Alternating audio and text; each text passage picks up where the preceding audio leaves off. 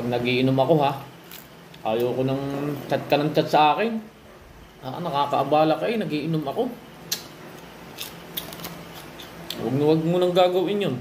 Talagang, tapos pupunta-punta ka pa doon. At ako'y sinusundo mo.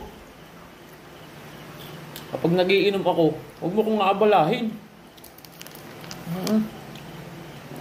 Hindi porket matagal na tayo, hindi kita papatulan. Hindi ako magagalit sa iyo.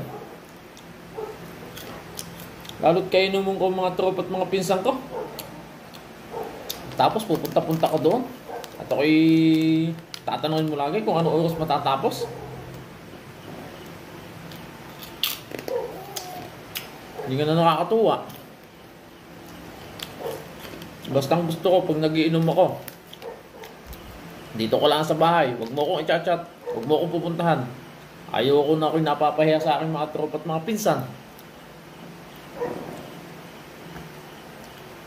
Yun na yun ang sinabi ng aking kumpare nung kami nagiinom nung isang araw.